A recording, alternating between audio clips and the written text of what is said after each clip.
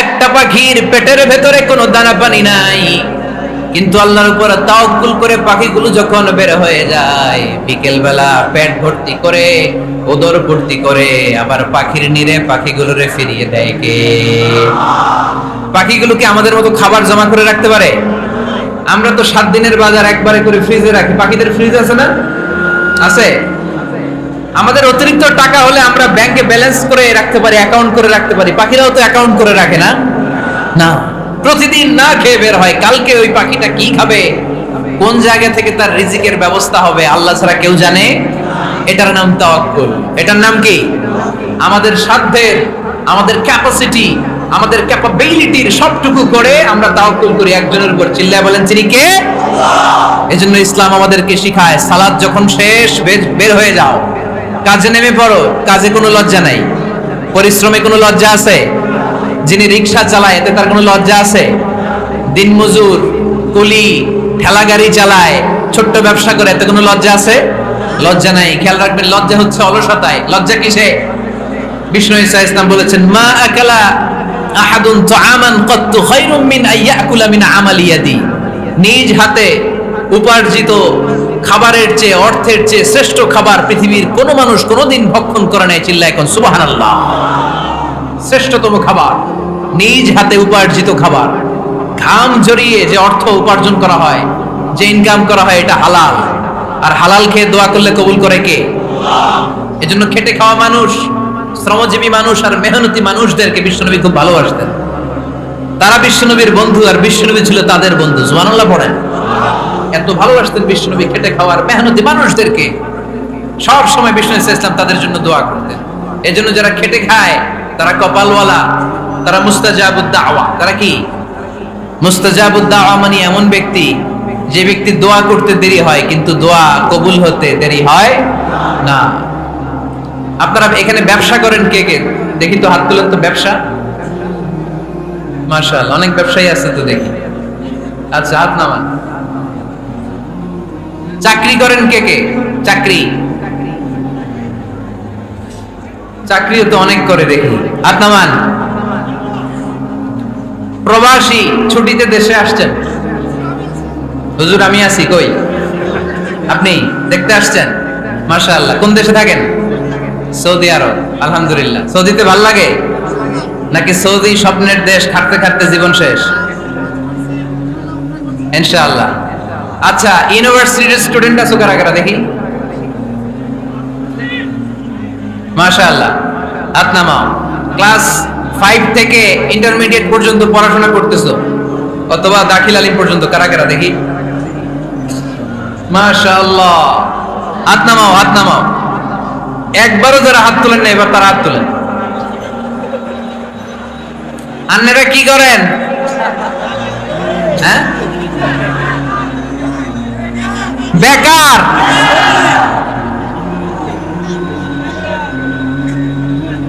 বাংলাদেশে চাকরির বাজার খুব মন্দা, ঠিক কিনা?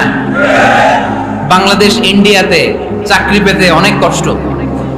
সামান্য একটা পদের জন্য যেখানে চেয়েছে ক্লাস 8 পাস, এখানে ডবল মাস্টার ডিগ্রি অ্যাপ্লাই করছে কয়েক লক্ষ। এজন্য আমাদেরকে উদ্যোক্তা হতে হবে। You have to be the entrepreneur. আমাদের উদ্যোক্তা দরকার, বেশি বেশি নতুন নতুন উদ্যোক্তা। নিজেই এমন আইডিয়া নিয়ে আসবে যে আইডিয়া বিক্রি করে, দুর্দান্ত আইডিয়া দিয়ে তুমি পুরো দেশ কাঁপিয়ে দিতে পারো। পারা যাবে না লক্ষ্মীপুরের ছেলেরা?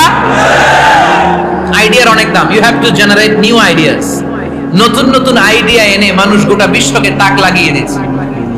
এই যে গত কয়েক বছর আগে কারের একটা রাইড চালু হয়েছে, নাম হয়েছে উবার। কি নাম? ঢাকায় যারা চলাফেরা করেন তারা হয়তো চড়েছেন। উবারের নাম শুনছেন না? এই উবার কোম্পানি কি করে জানেন? নিজেদের ব্যবসা নাই, পুঁজি নাই, পাত্তি নাই, অফিস নাই, কিচ্ছু নাই, কোটি কোটি টাকা হাতায় নিচ্ছে। Just idea, just they are generating new ideas. নতুন নতুন আইডিয়া দিয়ে গোটা বিশ্ব কাঁপিয়ে নিয়েছে একটা মোবাইল অ্যাপস এর মাধ্যমে। কিসের মাধ্যমে? Mobile apps. একটা কোম্পানি খুলেছে, গোটা বিশ্বের সব প্রাইভেট কারওয়ালারা ওইখানে রেজিস্ট্রেশন করে, আপনি মোবাইলে কোথায় যাবেন, কোত্থেকে যাবেন লিখবেন, গাড়ি আপনার বাড়ির সামনে এসে হাজির। তার একটা পার্সেন্টেজ ওই উবার কোম্পানি পায়। ইউনাইটেড স্টেটস অফ আমেরিকার একটা স্টেট আছে সান ফ্রান্সিসকো, ওইখান থেকে শুরু করছে। 775টা সিটিতে ওদের অপারেশন আছে, বাংলাদেশে ঢাকাতেও আছে, আমি মালয়েশিয়াতে থাকি, ওখানেও আছে, ওখানেও আমরা চড়ি। প্রায় 63টা দেশে ওদের কাজ বাজ আছে। গত বছরে 2018 সালে ওদের প্রফিট ছিল, রেভিনিউ ছিল 11.27 billion US dollar, 11.27 US billion dollar. Just they are selling their ideas, নতুন নতুন আইডিয়া দিয়ে গোটা বিশ্বকাপ আছে।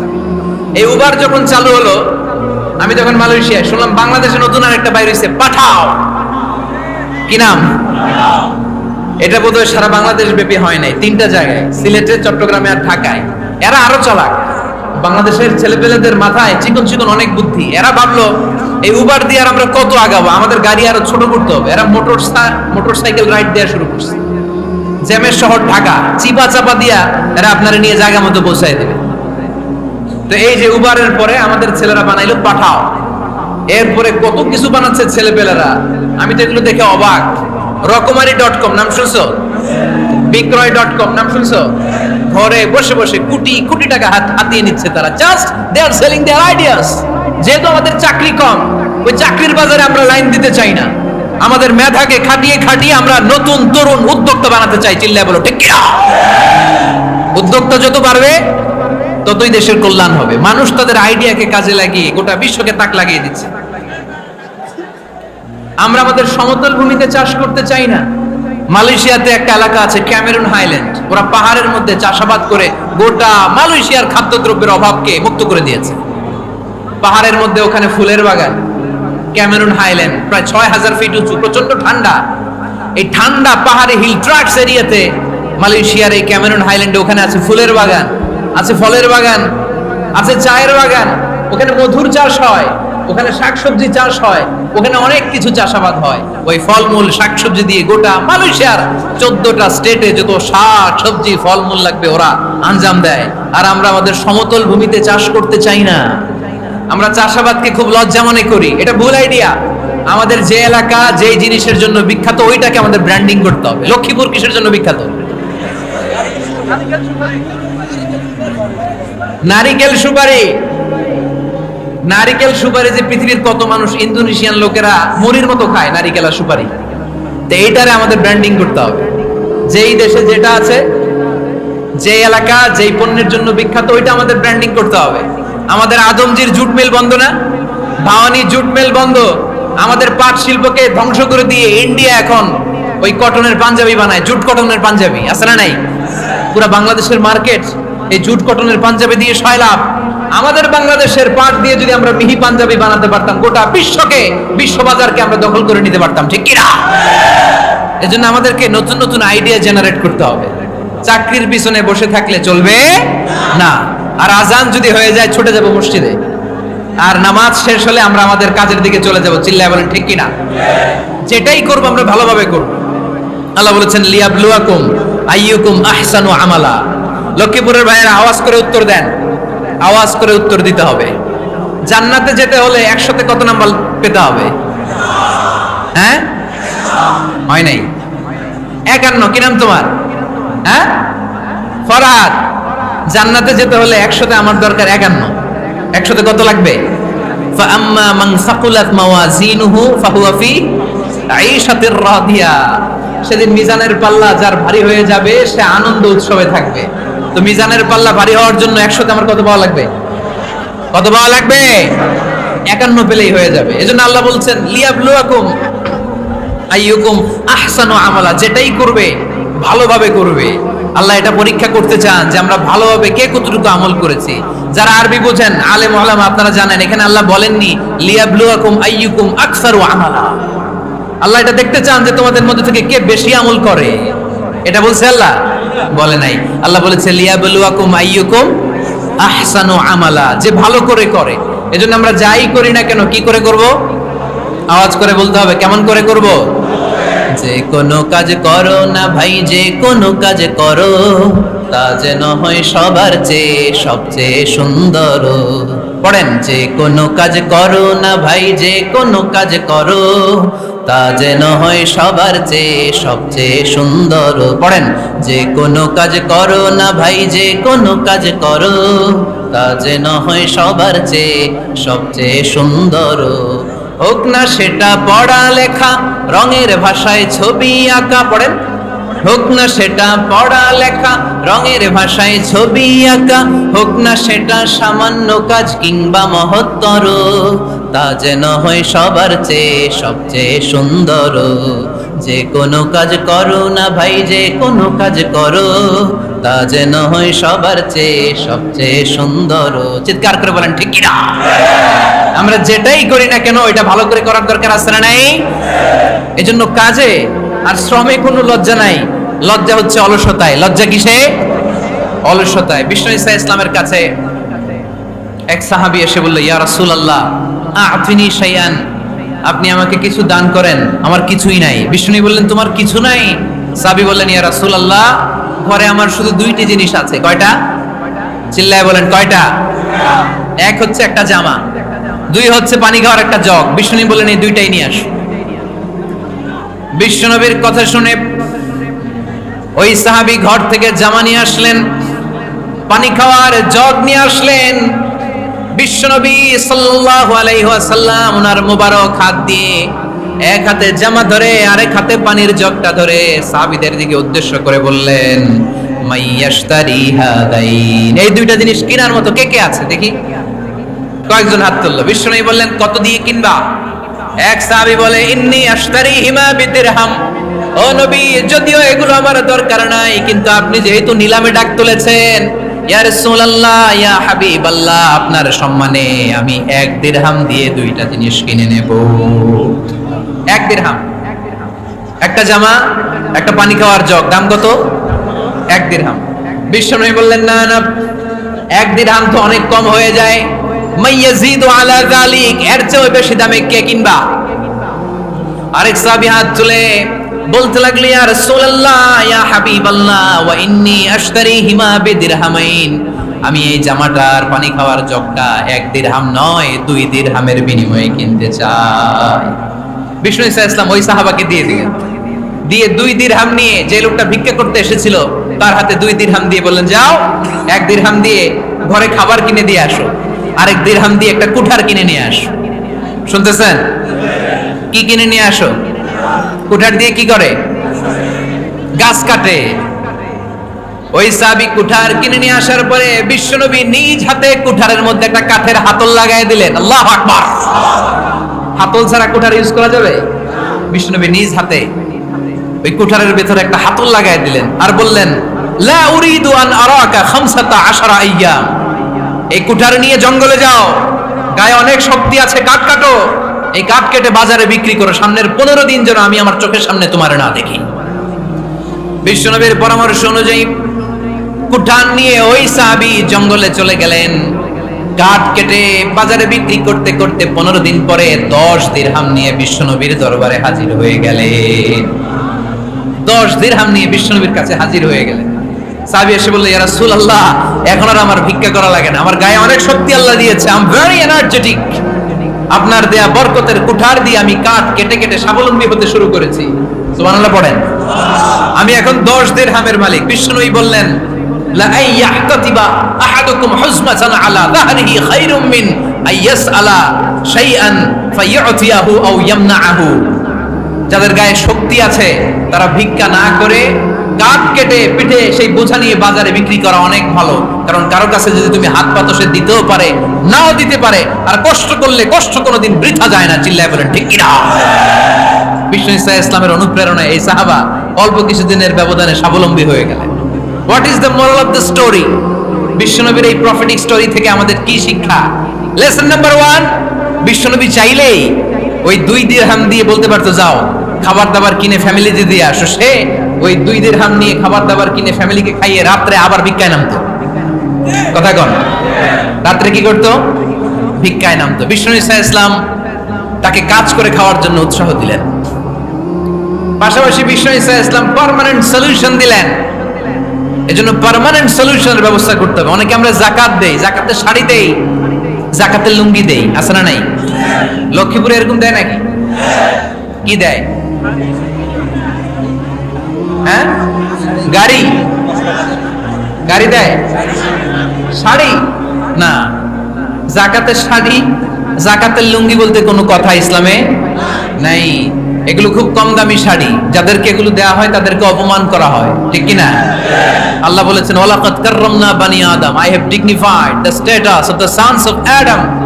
আমি আদমের সব সন্তানদেরকে সম্মানিত করেছি। সুবহানাল্লাহ পড়েন। আপনাদের চেয়ে সম্মানিত কেউ আছে? মানুষের চেয়ে সম্মানিত গোটা বিশ্বে আর কোনো মাখলুকাত আছে? নাই। এজন্য জাকাতের শাড়ি দেয়া যাবে না, জাকাতের লুঙ্গি দেয়া যাবে না। জাকাতের শাড়ি আপনারা দেখছেন? এটারে একবার ধোয়ার পরে দ্বিতীয়বার পরা যায় না।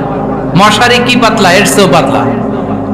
এই জন্য জাকাতের শাড়ি, জাকাতের লুঙ্গি বলতে ইসলামে কোনো পরিভাষা নাই। আপনাকে স্বাবলম্বী করে দেওয়ার চেষ্টা করতে হবে। যারা লক্ষ্মীপুর জেলায় বিজনেস ম্যাগনেট আছেন, তারা একসাথে হয়ে একটা স্ট্রং জাকাত ম্যানেজমেন্ট প্ল্যাটফর্ম করতে পারে, যেখান থেকে আপনারা বিভিন্ন থানায়, বিভিন্ন গ্রামে বাছাই করে করে কিছু ভাইদেরকে জাকাত দিতে পারেন স্বাবলম্বী করার উদ্দেশ্যে। যেই ফ্যামিলিকে আছে, কি নাম এটার? পল্লী উন্নয়ন ক্লাব। মাশাআল্লাহ, জাকাত ফান্ড দিয়ে বিদেশে লোক পাঠায়। এর চেয়ে সুন্দর পদ্ধতিতে জাকাত বিতরণ আর হতে পারে?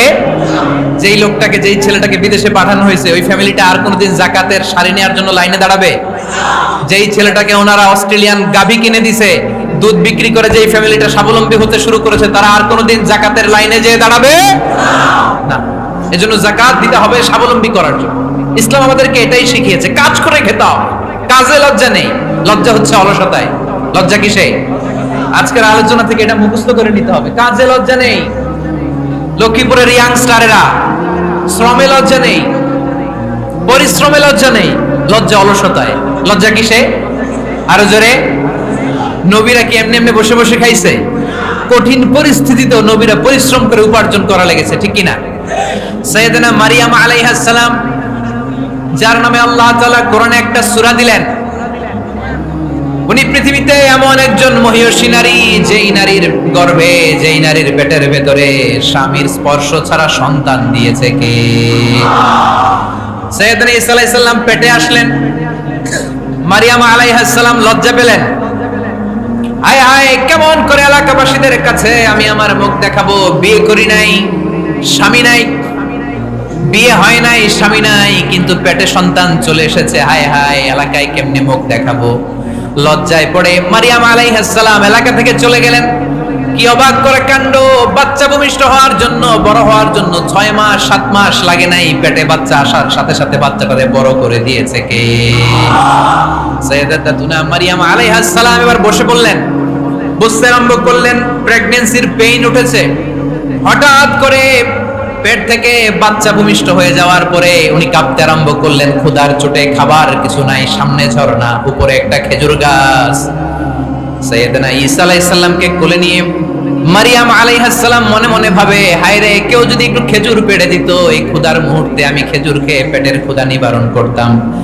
রব্বুল আলামিন মারিয়ামকে উদ্দেশ্য করে আয়াত নাজিল করে দিলেন, ওয়া হুজ্জি ইলাইকি বিজিযিন নাখলাতি তুসাকিত আলাইকি রাতাবান জানিয়া। কোরআন সাক্ষী, হুজ্জি ইলাইকি বিজিযিন নাখলা, এর মানে হচ্ছে মারিয়াম, কেউ পেড়ে দিবে না, একটু কষ্ট করে হাতটা উঁচু করে খেজুরের ডালা ধরে ঝাঁকুনি মারো, কষ্ট সে কাঁচা পাকা খেজুর নিচের দিকে পড়বে, তারপর তুমি তুলে খাবে। সুবহানাল্লাহ পড়েন। আল্লাহ চাইলে অটোমেটিক্যালি কারামাত হিসেবে খেজুরগুলো নিচে ফেলতে পারতেন না? কথা কোন? খেজুরগুলো অটোমেটিক্যালি নিচের দিকে পড়ছে? পড়ে নাই। আল্লাহ শিক্ষা দিয়েছে, যেই পরিস্থিতিতে থাকো না কেন, তোমাকে শ্রম ব্যয় করে, কষ্ট করে তোমার উপার্জন করতে হবে, রিজিকের বন্দোবস্ত করতে হবে। চিল্লায় বলেন ঠিক কিনা? ইসলাম আমাদেরকে এটাই শিখিয়েছে, কাজে লজ্জা নাই।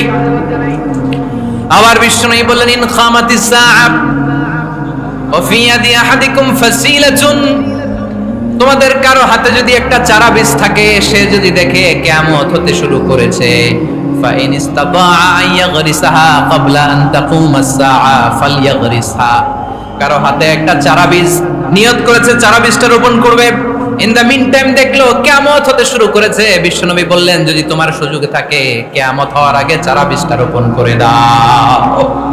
কথা বুঝতে পেরেছেন? আপনার হাতে একটা চারা বীজ, আপনি প্ল্যান করেছেন এই চারা বীজটা রোপণ করবেন। ইন দ্য মিন টাইম দেখলেন কি হওয়া শুরু হয়েছে, ইদা জুলজিলাতিল আরদু জিলজালাহা, দ্য বিগেস্ট আর্থকোয়েক, ভূমিকম্প শুরু হয়েছে, কিয়ামত হয়ে যাবে। বিষ্ণু বললেন কিয়ামত হইতেছে ওদিকে, আর তোমার হাতে যদি চারা বীজ থাকে দেরি করো না, কিয়ামত তোমার কাছ পর্যন্ত আসার আগে সুযোগ পেলে চারা বীজটা রোপণ করে দাও। ইসলাম শিখিয়েছে শেষ নিঃশ্বাস পর্যন্ত তোমাকে লড়ে যেতে হবে। এই পৃথিবীতে কেউ কাউকে জায়গা করে দেয় না, জায়গা করে নিতে হয়। এই পৃথিবীটা, the life is not a bed of roses, এটা ফুল বিছানো কোনো ফুলসজ্জা নয়, এটা কণ্টকাকীর্ণ। কেউ আপনার স্পেস করে দিবে না, কেউ আপনাকে সুযোগ করে দিবে না, কেউ আপনার জায়গা করে দিবে না, বরং আপনি জায়গা করে নিলে টাইনা নিচে নামাবে। কথা বলেন। এজন্য কখনো অলসতাকে স্থান দেয়া যাবে। রাসূল বাত্তালি, দুক্কানু শয়তান, অলস মস্তিষ্ক শয়তানের আড্ডা। অলস যদি কেউ থাকে এটারে টেনে বেঁধে কাজে নামাবে, পারা যাবে? আলহামদুলিল্লাহ লক্ষ্মীপুরে এরকম অলস ছেলে পেলে নাই, আছে। আমরা আজকে অলসতাকে নো বলে যাবো এই মাহফিল থেকে। অলসতাকে আমরা কি বলবো? আওয়াজ করে বলতে হবে, অলসতাকে কি বলবো আমরা? আবু বকর অনেক বড় ব্যবসায়ী ছিলেন, ওনার নিজ টাকা দিয়ে হাবাসা থেকে আসা সাইয়েদনা বেলালকে তিনি 20,000 স্বর্ণ মুদ্রা দিয়ে উমাইয়া ইবনে খালাফের কবল থেকে তিনি মুক্ত করেছেন।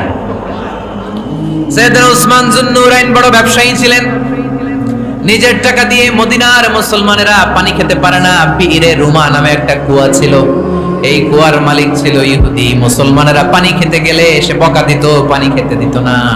বিশ্বনবী বললেন আমার সাহাবীদের মধ্যে এমন কি কেউ নাই নিজের অর্থায়নে বীরে রুমা কিনে মুসলমানদেরকে দিয়ে দিবে? সাইয়েদনা উসমান যুন্নুরাইন বলল ইয়া রাসূলুল্লাহ, আপনার খেদমতে আমি হাজির। মুহূর্তের মধ্যে সাইয়েদনা উসমান যুন্নুরাইন নিজের অর্থায়নে বীরে রুমাটা কিনে মুসলমানদের জন্য সদকা করে দিয়েছে। তো ব্যবসা না করলে, কর্মঠ না হলে, উপার্জন না হলে সদকা করা যাবে? চিল্লায় বলেন করা যাবে? সুনানে তিরমিজির বর্ণনা, বিষ্ণু ঈসা ইসলাম মক্কা থেকে যত সাহাবারা হিজরত করে মদিনায় এসেছে, মদিনাতে কোন না কোন সাহাবার সাথে বিশ্বনবী ভ্রাতৃত্বের বন্ধনে আবদ্ধ করে দিয়েছে। সুবহানাল্লাহ পড়েন। এজন্য মক্কা থেকে যারা এসেছে এদেরকে বলে মুহাজির, এদেরকে কি বলে? আর মদিনায় যারা ছিল এদেরকে বলে আনসার, এদেরকে কি বলে? আওয়াজ করে উত্তর দিবেন। মক্কা থেকে যারা এসেছে তাদের নাম মুহাজির, আর যারা মদিনার সাহাবী তাদের নাম আনসার। আজকে এই মাহফিলে লক্ষ্মীপুর এর বাইরে থেকে কারা কারা আসছেন দেখি?